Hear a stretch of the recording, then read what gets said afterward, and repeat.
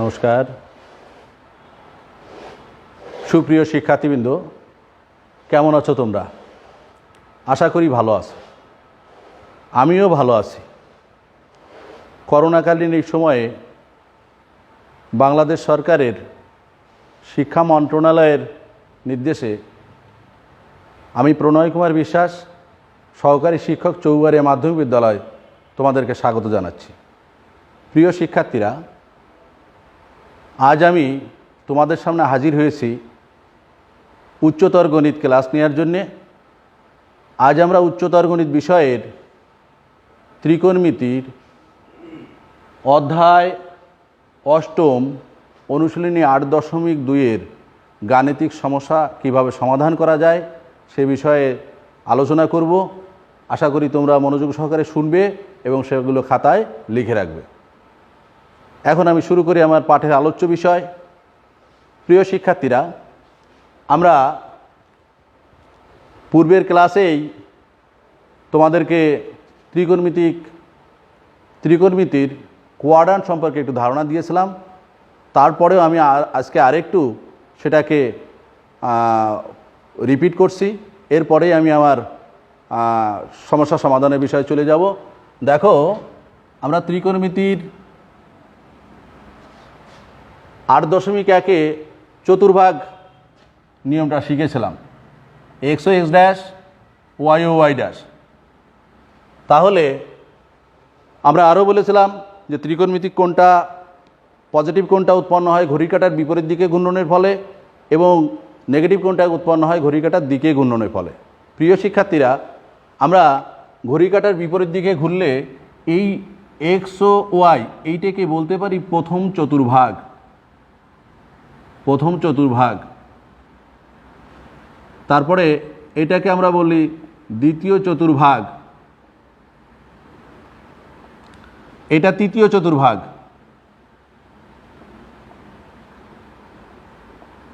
এটা চতুর্থ চতুর্ভাগ।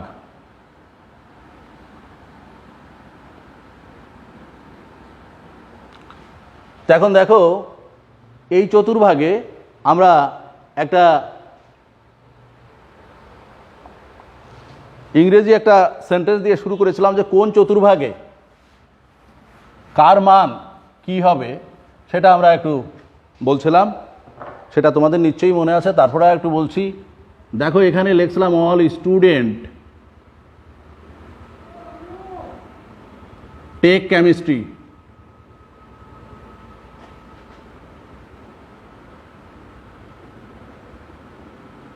All student take chemistry. তাহলে আমরা অল মানে প্রথম চতুর্ভাগ, এই ত্রিকোণমিতিক অনুপাত যে 6টি আছে এই প্রথম চতুর্ভাগে সবাই প্লাস। অল স্টুডেন্টের প্রথমে এস আছে, সাইনের প্রথমে এস আছে, অতএব দ্বিতীয় চতুর্ভাগে হবে সাইন এবং কোসাইন পজিটিভ। আর সবাই এই কোয়াড্রান্টে ঢুকলেই, দ্বিতীয় কোয়াড্রান্টে ঢুকলেই সে নেগেটিভ হয়ে যাবে। ওয়াল স্টুডেন্ট, তাহলে সাইনের পর্ব গেল, এবার টেকের প্রথমে টি, ট্যানের প্রথমে টি, অতএব তৃতীয় চতুর্ভাগে ট্যানের সাথে সম্পর্কযুক্ত পদের কট, এই ট্যান এবং কট এরা তৃতীয় চতুর্ভাগে প্লাস হবে। অল স্টুডেন্ট টেক কেমিস্ট্রির প্রথমে সি, কজের প্রথমে সি, অতএব চতুর্থ কোয়াড্রান্টে কজ এবং সেক পজিটিভ আর সবাই নেগেটিভ।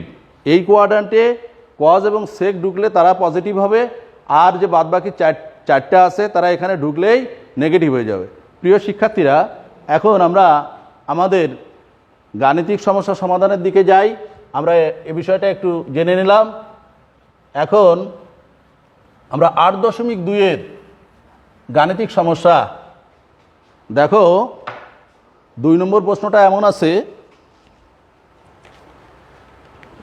2 নম্বর প্রশ্নটা এমন আছে যে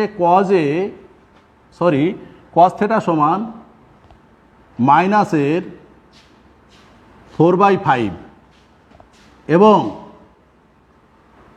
পাই less than theta less than 3π/2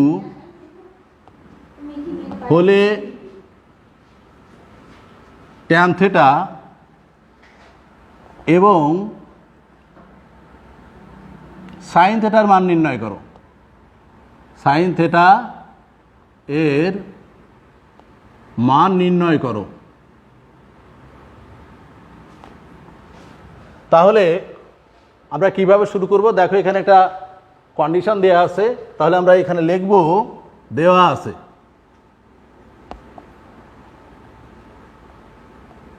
cos theta সমান মাইনাস এর 4/5,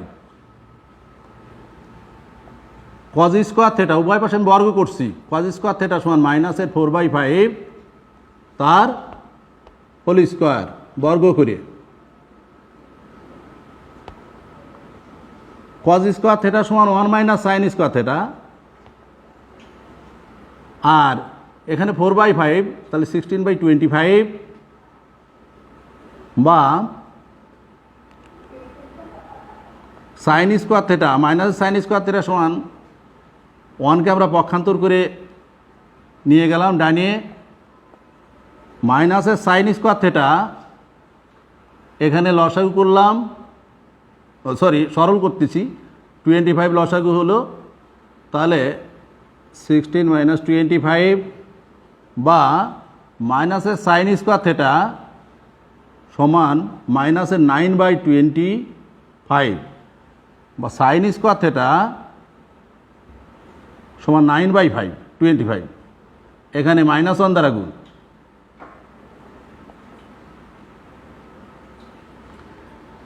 সাইন থেটা এখানে স্কোয়ার আছে, এটার মান যদি স্কোয়ার তুলে দেয় ডানেরটার বামে লিখতে প্লাস মাইনাস √9/25 বা সাইন থেটা সমান প্লাস মাইনাস 3/5। প্রিয় শিক্ষার্থীরা, আমরা সাইন থেটার মান প্লাস মাইনাস 3/5 পেয়ে গেলাম। এখন এই সাইন থেটার মান পজিটিভ হবে না নেগেটিভ হবে সেটা নির্ভর করবে আমার এই কন্ডিশনের উপর। তাহলে এখানে আমি একটু লিখি যে যেহেতু pi less than theta less than 3π/2, সেহেতু থেটা এর মান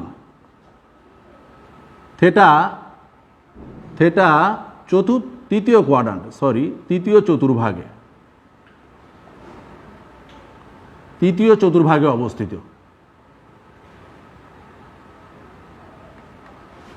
কেন বলছে এখানে কথাটা এমন যে এই পাই লেস দ্যান থেটা, পাই থেটার থেকে ছোট, তাহলে থেটা অবশ্যই পাইয়ের থেকে বড়, তাহলে পাই কোন জায়গায় আসলে হয়? এই পর্যন্ত, এই আদি অক্ষর থেকে যাত্রা শুরু করে এই এখানে আসলে সে পাই হয়, যেহেতু পাইয়ের থেকে বড় তার মানে এদিকে আগাতে হবে। আবার বলছে যে থেটা ইজ লেস দ্যান 3π/2, 3π/2 মানে 3π/2 কোন জায়গায় আসলে হয়? আমার এই দাগটাকে স্পষ্ট করি তাহলে 3π/2 হয়, যেহেতু 3π/2 এর থেকে ছোট তাহলে দাগ সে কোনো সময় স্পষ্ট করতে পারবে না। আবার যেহেতু বলছে পাইয়ের থেকে বড়, তার মানে পাই এই দাগ পর্যন্ত আসলে পাই হয়, তার থেকে বড়, তাহলে এটা ক্রস করতে হবে। যে সেই সূত্র অনুসারে ওই থেটার অবস্থান হলো তৃতীয় চতুর্ভাগে।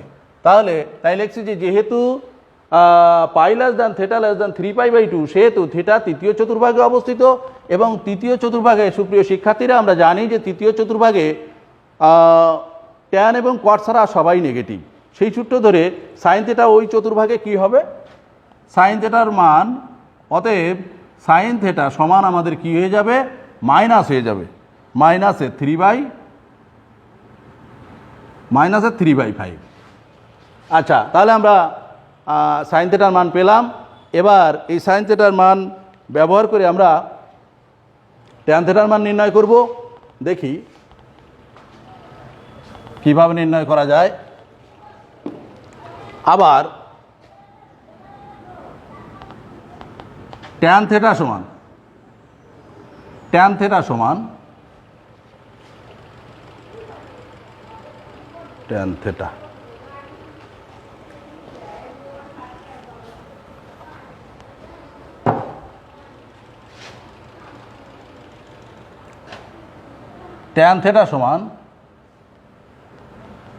Sign theta by cos theta. Sine থেটার মান হলো মাইনাসের 3/5, কস থেটার মান আমার উদ্দীপকে প্রশ্নে দেওয়াই আছে মাইনাসের 4/5। তাহলে আমরা কি পাই 3/5, 5/4, 5 কাটলে আমরা কি পাই 3/4। তাহলে আমরা কি পেলাম, এখানে লিখব নির্ণেয় tan θ সমান 3/5, 3/4 এবং আমরা সাইন থেটার মান বের করেছি, সাইন থেটা সমান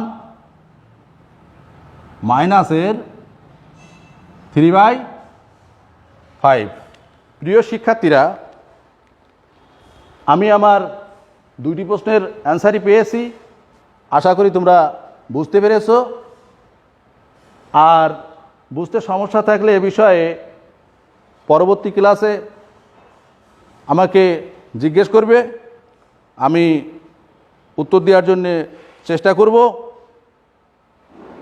প্রিয় শিক্ষার্থীরা, আমি তোমাদের যে গাণিতিক সমস্যাটার সমাধান করলাম, এই সমাধানের আলোকে তোমরা 1 নম্বর এবং 3 নম্বরের উত্তর রেডি করবে। আশা করি তোমরা পারবে। তারপরেও যদি কোনো জায়গায় কোনো সমস্যা হয় আমাকে জিজ্ঞেস করবে, আমি অবশ্যই সেটা তোমাদেরকে জানিয়ে দিব। পরিশেষে তোমাদের সবার সুন্দর এবং সুস্বাস্থ্য দীর্ঘায়ু জীবন কামনা করে এখানে শেষ করছি। ধন্যবাদ সবাইকে।